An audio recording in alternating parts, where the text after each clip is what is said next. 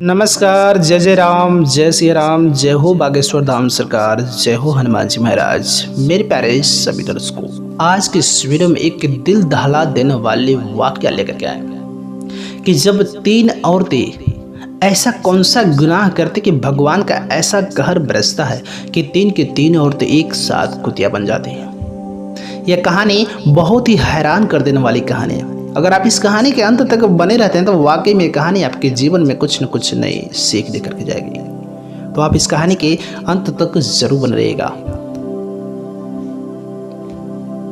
तो बिना देरी किए इस कहानी को हम शुरू ही करते हैं। एक समय की बात है, एक नगर में एक साधु बाबा रहते थे।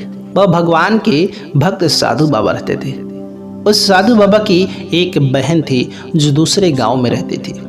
साधु बाबा कभी कभी अपने बहन से मिलने के लिए उसके पास जाया करते थे। एक समय ऐसा हुआ कि वह भगवान के भक्त साधु बाबा अपने बहन से मिलने नहीं जा सके और उसकी बहन के तीन बेटे थे।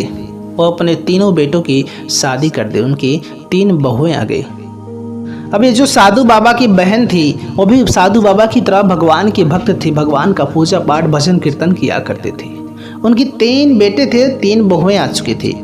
लेकिन जब ये भगवान का भजन कीर्तन पूजा पाठ एक कमरे में बैठ करके करती थी तो इनकी यह आदतें जो है उनकी बहू को पसंद नहीं आती थी।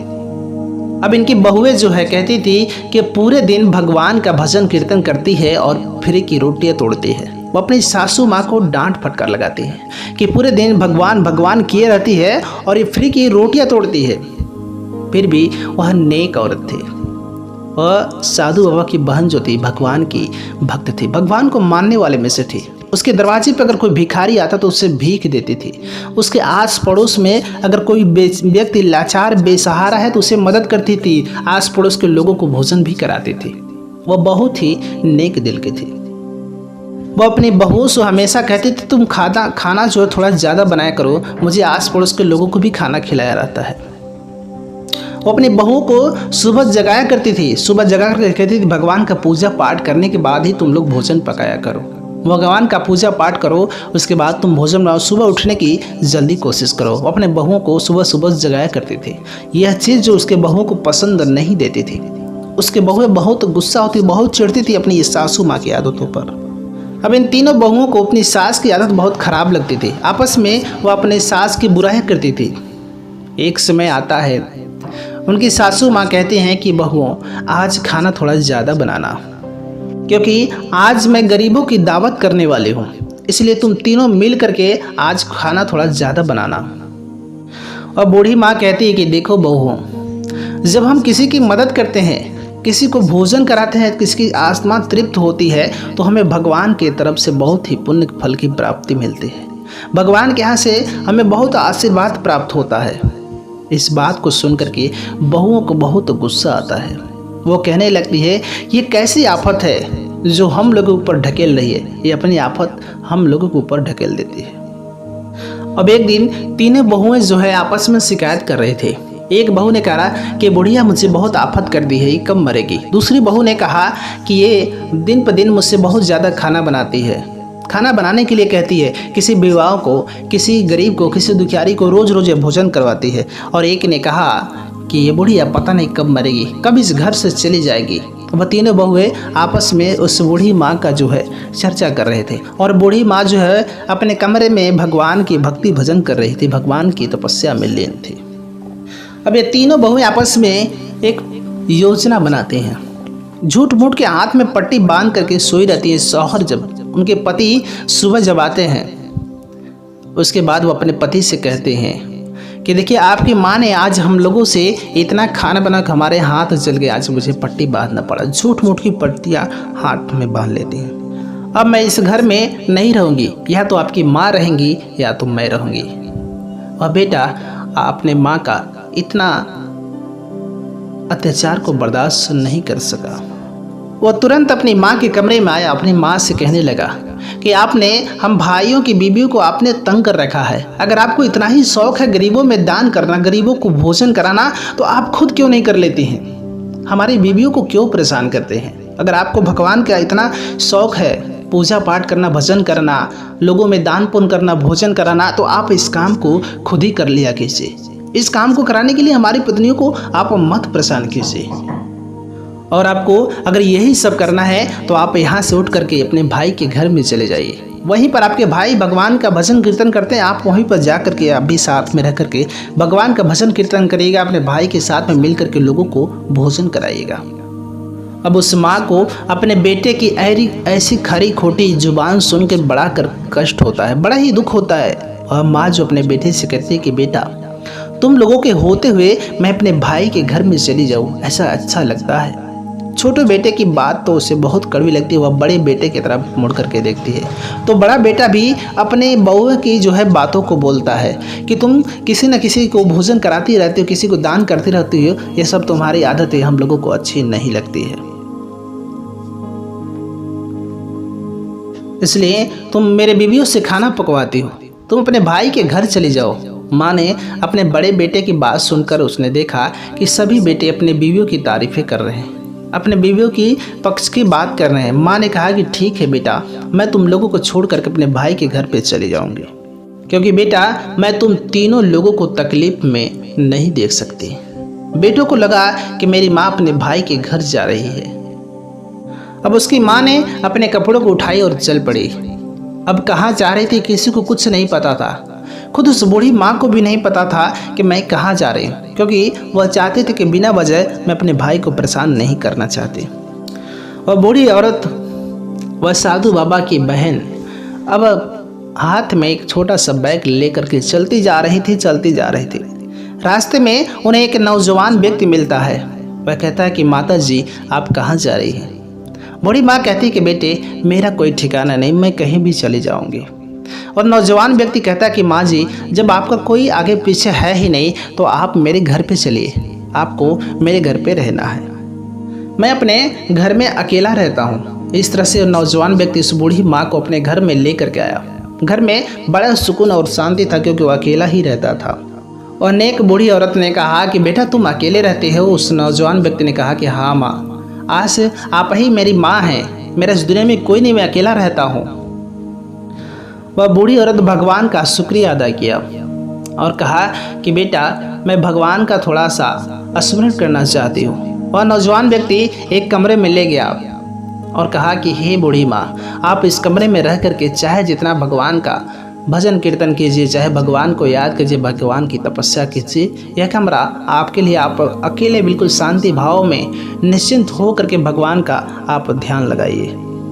अब ये बूढ़ी औरत जो है अपने मन ही मन सोचने लगी कि मेरे बेटों ने जब मेरे कार्य को नहीं समझा, भला इस बच्चे को मैं कैसे दुख दे सकती हूँ, मैं अब लोगों को भोजन कैसे करा सकती हूँ। तब तक दरवाजे पर दस्तक होती है। कुछ छोटे छोटे बच्चे आए रहते हैं और कहते हैं कि हम लोगों को यह सूचना मिली कि आपने भोजन करा रही है, आप भंडारा करा रहे, हम लोग भोजन करने आए हैं। बूढ़ी माँ ने कहा तो हमने तो नहीं कहा कि हम भोजन करा रहे हैं। अब बाहर निकल कर के देखा तो बड़े बड़े बर्तनों में खाना पक रहे हैं और बहुत सारे बच्चे, औरतें, बूढ़े, बुजुर्ग, भिखारी, बेसहारा लोग आकर दरवाजे पर बैठे और खाना पक रहा है और नौजवान व्यक्ति वहाँ पर बिल्कुल ही नहीं था। अब ये बूढ़ी माँ उन बेसहारा लाचार बच्चों के साथ में मिल करके भोजन किया और सभी लोगों को भोजन कराया। उसके बाद भगवान का लाख लाख धन्यवाद किया। उसने कहा कि हे भगवान, मैं सोच भी नहीं सकती कि मेरे मन की बात, मैं अभी सोच रही थी कि मैं लोगों को भोजन कैसे कराऊंगी और आपने मेरी दुआओं को कबूल कर लिया।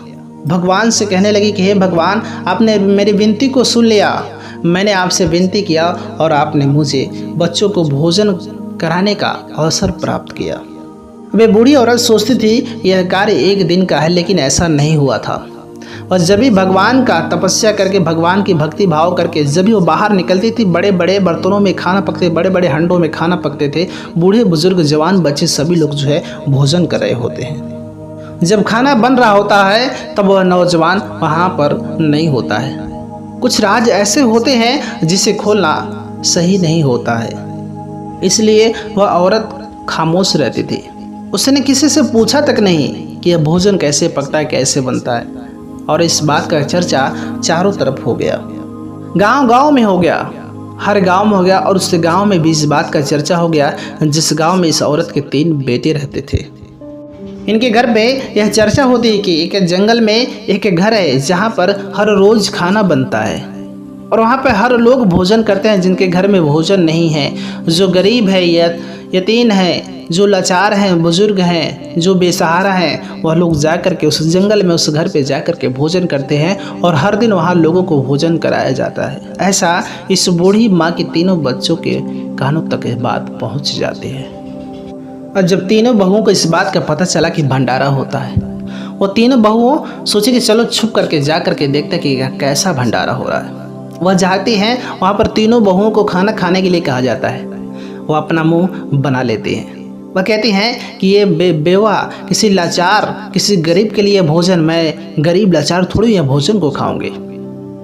उसके बाद वह लोग पूछते हैं आखिर यह भोजन कौन बनवाता है, ये तो बहुत अमीर घर का आदमी कोई लगता है। लोगों ने बताया कि एक बूढ़ी माँ है जो इसको भोजन को बनवाती है, लोगों में खिलाते हैं।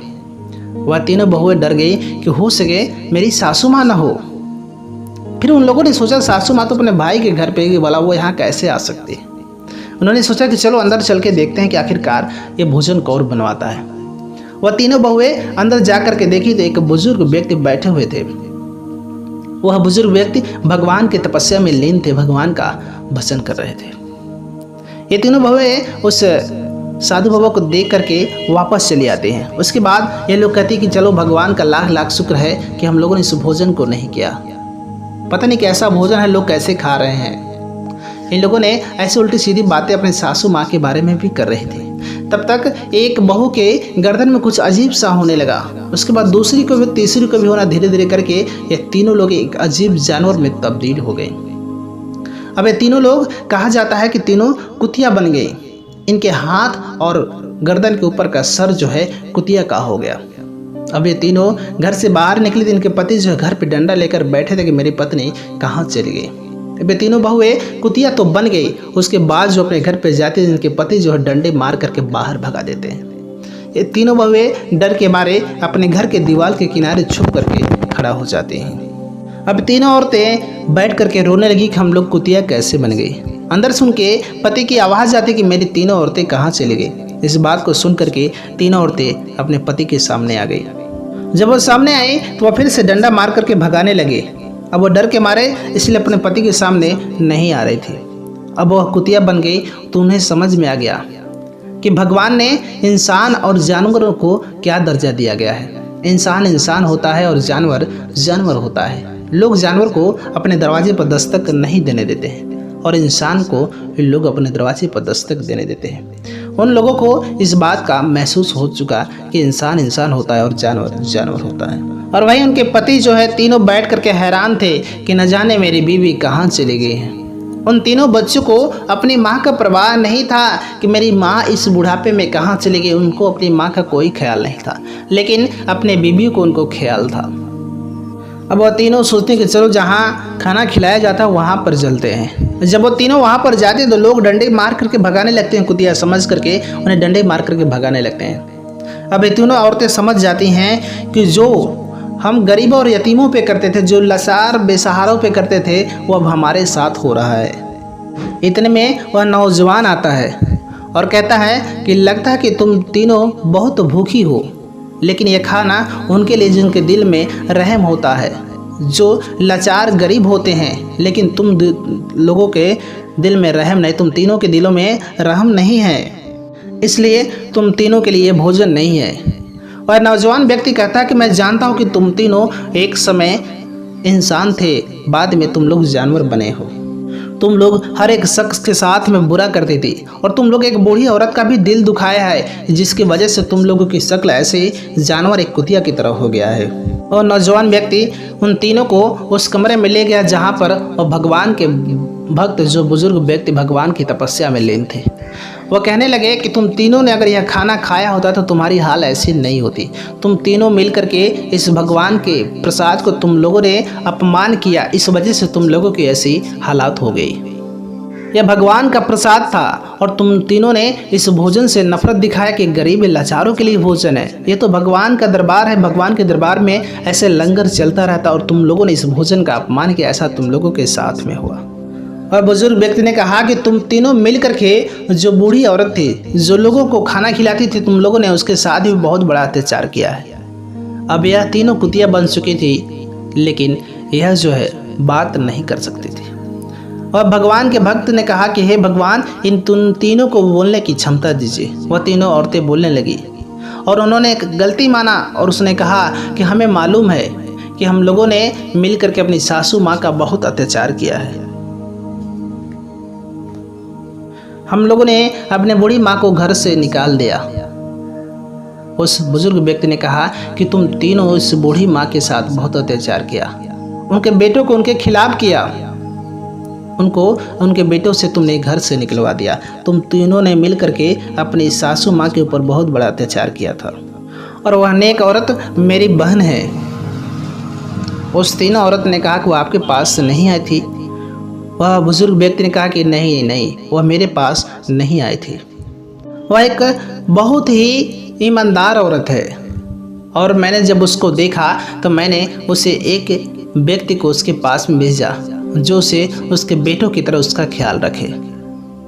मुझे अपने अंतर्ध्यान के जरिए पता चल चुका था कि तुम तीनों ने मिल करके मेरी बहन को बहुत बेइज्जत कर करके तुम तीनों ने घर से निकाल दिया है। और तुम तीनों यही सोचते हो कि मेरी बहन के पास में इतने पैसे कहाँ हैं कि जो लोगों को भोजन कराते हैं। तुम लोगों को इस बात का अंदाजा नहीं कि जो भगवान के लिए अगर 1 रुपये खर्च कर देता है तो उसका कई गुना भगवान उसे ज़रूर दे देता है, भगवान को जो मानता है। और जो तुम्हारा हाल बना हुआ है, तुमने इस भगवान के प्रसाद को नफरत किया, भगवान के प्रसाद को गिरा हुआ साबित किया, इसकी वजह से तुम लोगों का ऐसा हाल हुआ है। वह तीनों लोग मिल करके कहते हैं कि मुझे अपने सासू माँ से मिला दीजिए। हम लोगों को इस बात का फ़र्क चल गया है कि इंसान और जानवर में क्या फ़र्क होता है। इंसान को इंसान के दुख को समझना चाहिए। हम लोग अपने गलतियों का पश्चाताप करना चाहते हैं, हमारी सासू माँ से हमें मिलवा दीजिए। उतने में वह बूढ़ी औरत वहाँ पर आ जाती है। वह तुरंत अपनी सासू माँ के कदमों में गिर गई और कहने लगी कि अम्मा जी मुझे माफ़ कर दीजिए। और बूढ़ी औरत ने कहा कि बेटे, हम तो लोगों को कभी बदुआ दिए ही नहीं और माफ़ करना ना करना उस भगवान के हाथ में है। वह भगवान बड़े बड़े बीमारियों से बचाता है, लोगों के दुखों को कष्टों को हर लेता है। वह तीनों औरतें कहने लगी कि माँ जी मुझे आप माफ़ कर दीजिए। हम भले ही इसी शक्ल में रहेंगे, इस बात का मुझे कोई गम नहीं, मुझे गलती का सज़ा मिला है उसे हम लोग कबूल करते हैं, लेकिन आप मुझे माफ़ कर दे, इस बात का हम लोगों को खुशी हो जाएगा। उस बूढ़ी औरत ने कहा कि बेटा मैं तुम लोगों को माफ़ कर दिया है। वह तीनों औरतें माफ़ी मांग करके वहाँ से जाने लगी। बूढ़ी औरत ने कहा कि बेटा तुम लोग रुको, तुम लोगों को ऐसे हालात में मैं नहीं देख सकती, मेरे दिल में बहुत दया है, मैं किसी को कष्ट में नहीं देख सकती। वह बूढ़ी औरत अपने नेक भाई उस भगवान के भक्त उस साधु बाबा से कहा कि आप भगवान से विनती करिए कि हमारी तीनों बहुएं फिर से इंसानी रूप में परिवर्तित हो जाए, फिर से वह उनका चेहरा जो है खूबसूरत औरत बन जाए। उसके बाद वह भगवान के भक्त साधु बाबा ने अपनी बहन के कहने के बाद उन तीनों को अपने कमंडल से जल निकाला और आचमन करके जल छिड़क दे। तीनों फिर से औरत में तब्दील हो गई और फिर से अपने पहले रूप में आ गई और तीनों तुरंत उस साधु बाबा के उस बूढ़ी माँ के पैरों में गिर पड़े। इस तरीके से वो तीनों खुशी से अपना जीवन यापन करने लगे। उस बूढ़ी माँ को अपने घर पर ले जा करके बूढ़ी माँ के साथ में भजन कीर्तन करने लगी। वह भी भगवान का भक्त हो गई और वह लोगों को दानपुर करने लगे, लोगों को बूढ़ी माँ के साथ मिल करके भोजन कराने लगे। मेरे प्यारे सभी दर्शकों, इसलिए कहा गया कि कभी भी कोई भी भगवान का जो भक्त होता है उसका अपमान नहीं करना चाहिए, क्योंकि भगवान अपना अपमान सह सकते हैं लेकिन अपने भक्त का अपमान बिल्कुल भी नहीं सहते। इसलिए कभी भी भगवान के भक्त का अपमान नहीं करना चाहिए। गरीब दुखियारियों का मदद करना चाहिए, जिससे आपका जीवन संतुष्ट और सफल होता है। मिलेंगे आपसे एक और नई कहानी के साथ, तब तक के लिए नमस्कार।